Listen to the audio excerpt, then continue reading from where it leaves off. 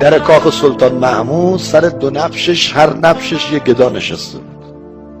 یه گدا متملق چاپلوس. وزیر می اومد برای وزیر یه چیزایی میگفت، خود چیز نمیکرد، سله میگرفت. امیر می اومد، سردار می اومد، هر کی می اومد. یه گدا هم ساکت، قاعدتا اون درآمدش بیشتره.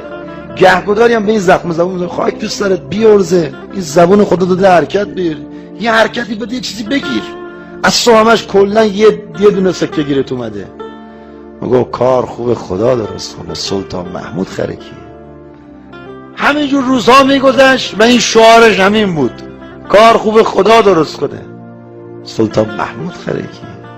ما چقدر خوب تمرین کنیم کار خوب علی ابن مسترضی درست کنه، فلانی چی کار است، کار خوبه خدا درست کنه. گذشت و گذشت و گذشت، خبر به سلطان محمود رسید. گفتن این دوتا گدا رو دیدی؟ گفت آره، یکیش خیلی ساکت، یکیش خیلی تا من میام اعلی حضرت ها، شاهنشاه ها، نمیدونم فلان ها. گفت همونی که ساکته فقط یک کلامو خیلی تکرار میکنه. سلطان گفت چی؟ گفت میگه کار خوب خدا درست کنه. سلطان محمود خرکیه. گفت حالا بهش میگم که من خرکیم. گفت برید یه دونه مرغ بیارید، سر ببرید، تو شکمشو خالی کنید، ادویجات و مخلفات و اینا آماده کنید، یه الماس یا یه مرواریدی که تو خزانش تک بود، از تصرفات هندوستان بود، یعنی با اون میتونستی شما یه ایالت رو بخرید. گفت همونو بذارید تو شکم مرغ، ببرید واسه اون گدایی که خیلی چاپلوسی و ما وزیر وزرامونو میکنه، اون وضعش خوب بشه تا این بفهمه که ما خرکیم. یکی آقا آماده کردن. وقتی بردن، قافل از اینکه قبلش وزیر یه بوقلمون برای همون فرستاده، او هم خورده سیر. تا مرغ آوردن بیمیل بود، به روبرویه گفت امروز چقدر کار کردی؟ گفت 3 سکه.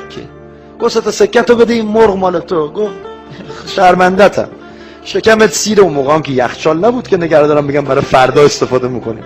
گفت شکمت سیری رو موقع بندازی دور، موقع حالا به من بفروشی جنس بنجل تو نمیخرم. گفت به 1 سکه. گفت نه. گفت جهنم، بیا مجانی مال تو. ورداش لقمه اولو که زد آورد بالا، تا این برق زد یواشک برداشت گذاشت بهش خورد. همینجور که میخورد گفت رفیق، شاید از فردا ما هم دیگر رو ندیدیم، ولی یادت باشه کار خوب خدا درست کنه، سلطان محمود خرکی. غذا رو خورد و فلنگ و بس. این معنای دعای ماه رجبا، فانه غیر منقوص ما عتید.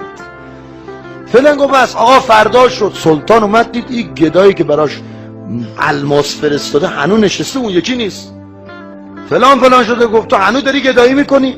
گفت چیکار کنم سلطان، خرج زن بچه‌مو در میارم. گفت رفیقت کجاه؟ گفت رفیقم نمیدونم، امروز نیومده سر کار. گفت من دیشب برای تو تحفه فرستادم. گفت محبت کردین و قبل از شما وزیر برام بوقلمون فرستاده بود، من سیر بودم، تحفه‌ای که شما فرستادین دادم به این روبرویه. گفت ببندینش بیارینش داخل کاخ. آوردن. گفت ببندین به فلک، یا باید هی تکرار کنی، من میگم تو هم بگو کار خوبه خدا درست کنه، سلطان محمود خرکیه. این نمیگفت، میترسید. گفت تا نگی میگم همینجور بزننت. هی بگو. این بدبخت شروع کرد دیگه، سلطان میگفت، گدا میگفت، با هم دیگه کار خوبه خدا درست کنه. وقتی خدا بخواد درست کنه، فانه غیر منقوص ما عتید. امام زمان بخواد دستتو بگیره عزیزت میکنه.